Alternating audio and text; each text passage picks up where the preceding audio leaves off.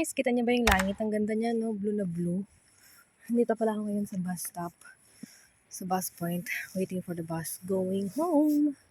At kung makikita ninyo, grabe yung sikat ni Haraw. Wow. Ganda, no? Maaraw. May tao dito. So, yes. Dami mga dahon-dahon dito. Mga patay na sila. Kasi na-snowhan na ba? Wala pa yung bus. Pero mga ilang minuto na dito na yun. Yun, so yun. See you later. Despacito. I'm gonna cook my pepper lemon.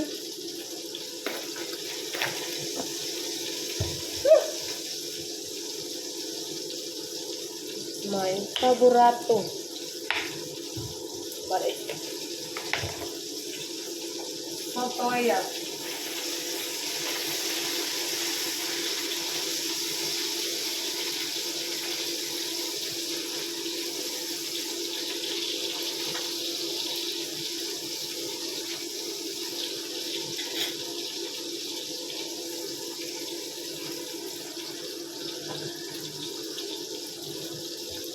Sausage and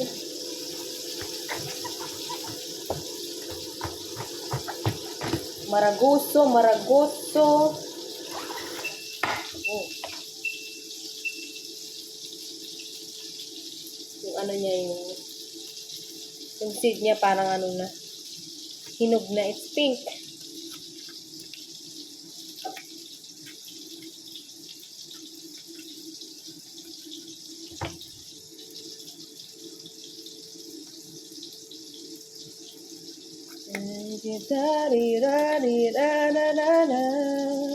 So, hi guys! So, nasa bahay na pala ako. Ayan. So, anyway, habang pala ako ay naglalakad kasi ang sinakyan ko ng bus pa uwi ng bahay ay hindi talaga yung dumadaan sa amin. Sa aming, kumbaga sa bus point na malapit sa aming bahay. Ganon. So, doon ako bumaba sa ibang bus point na medyo hindi naman ganun kalayo, siguro mga 5 minutes, 6 minutes walk para papunta sa bahay namin, parang ganyan. So, yun, habang naglalakad ako at malapit na ako doon papasok sa gate ng aming, aming apartment, ay nakita ko yung aking Asawa. Ayan, so paano na pala siya, pasundo na pala siya. Nakita ko yung nakita ko siya na sabi ko, akala ko saan siya pupunta, yung pala ay susunduin niya pala ako. Tapos sabi niya, bakit hindi daw ako tumawag o nag-text. Sabi ko sa kanya, wala akong load.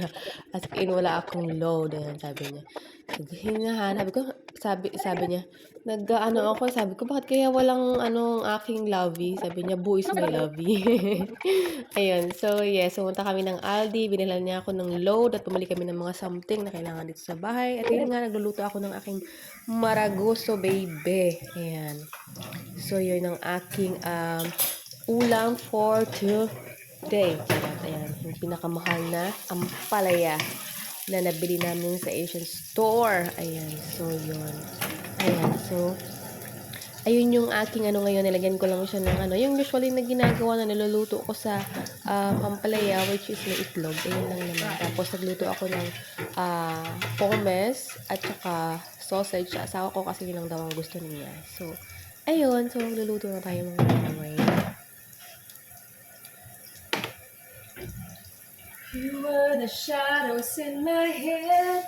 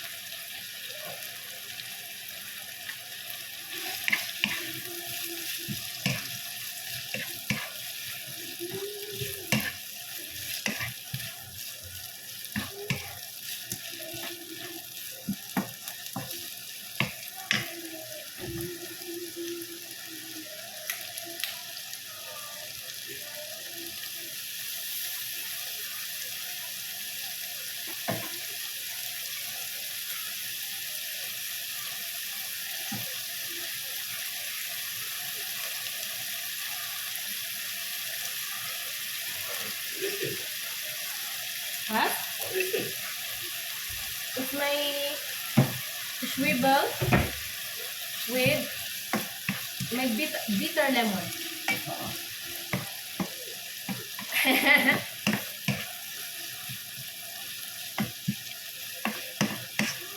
I put a swivel and nubla,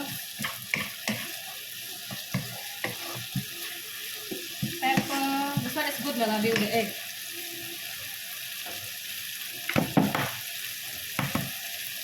Wait. Smell? Not good? Huh? You don't like the smell of nubla? Oh, nice. Warum? Warum nicht? Warum nicht, meine Liebe? It's not good smell.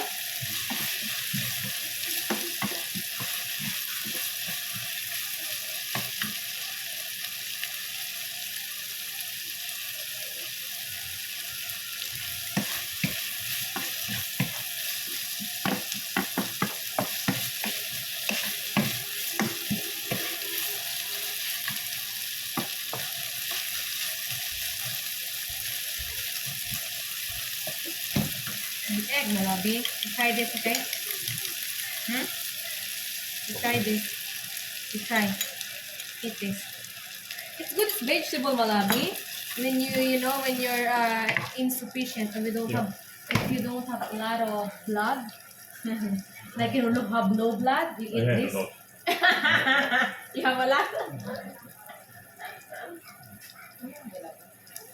You have a lot of blood. You don't need this. In the Philippines, when I feel like, oh, when I need blood, you go to hospital. Hospital? It's for free. The blood is free in the hospital. Oh, nice. Oh, na-miss ko ito. I missed this one. I think it's good. Ako lang naman nakakain ito, kaya tikman na natin dito.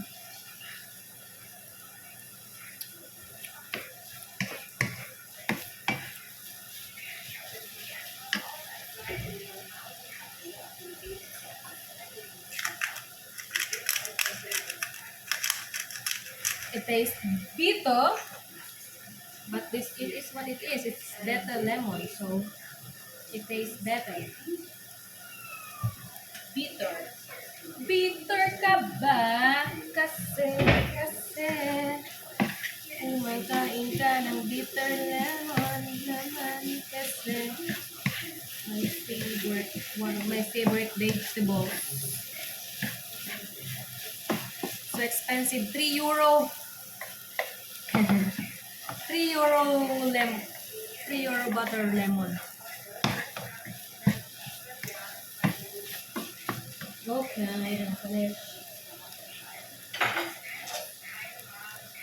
Tomorrow? Basi. Tomorrow try to go buses to Cologne. Yeah, I see it also. There's a strike, Malabi. A strike. Yeah, for hot driving. There's a strike. Strike for? Why they're making strike, Malabi? More money. For more salary. Where's my rice? My rice.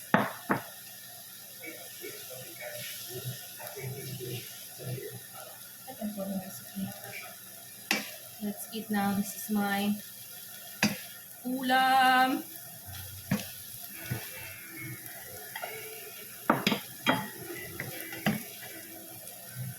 You know what, Malabi? My best friend also. She's good in cooking this better lemon. Let's see. Oh.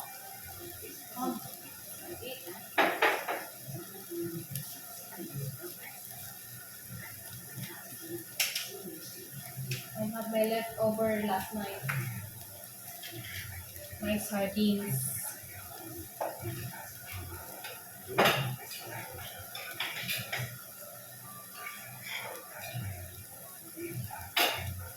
And my ketchup. eat pearl of the Philippines. This one, Malabi, is this one? This is what you mean? Okay, it's not good. It's from yesterday, Malabi. I put it in the fridge, so it's okay. Löst den Schleim, befreit obere sowie untere Atemwege und verkürzt die Krankheitsdauer. Genmetholforte. Spüre. Try this.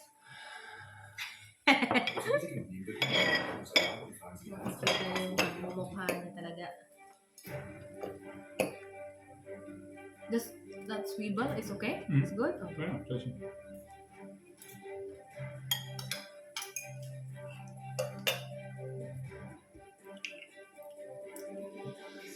Schön, guten Abend.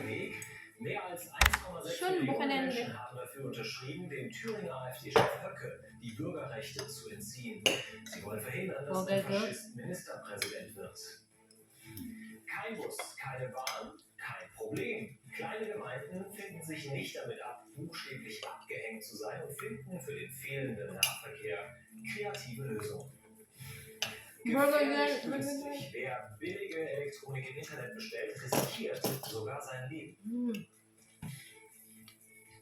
So good, man. I will try.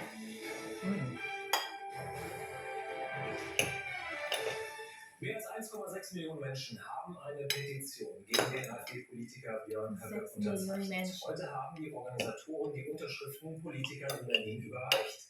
Das Ziel, dem rechtsextremen Thüringer Fraktionschef Höcke bestimmte Grundrechte zu entziehen. So dürfte er bei den Landtagswahlen im Herbst nicht kandidieren und damit natürlich auch nicht Ministerpräsident werden. Welche Chancen dieses Unterfangen hat und ob das überhaupt der richtige Weg ist, dieser Marie Strier. Die Demokratie ist wehrhaft. Das ist die klare Botschaft hinter den mehr als 1,6 Millionen Unterschriften, die die Initiatoren der Petition in Berlin an mehrere Bundestagsabgeordnete übergeben.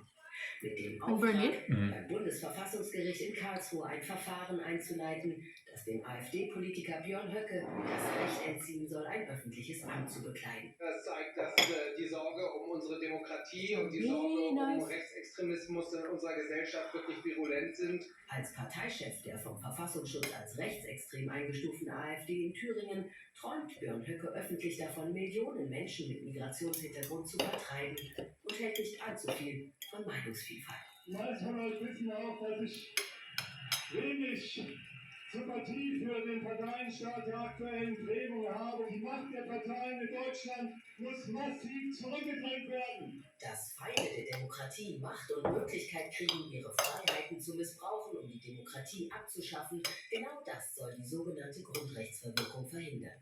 Gäben die Karlsruher Richter ihr statt, könnte sich Björn Höcke bei der Landtagswahl in Thüringen im Herbst nicht zum Ministerpräsidenten wählen lassen.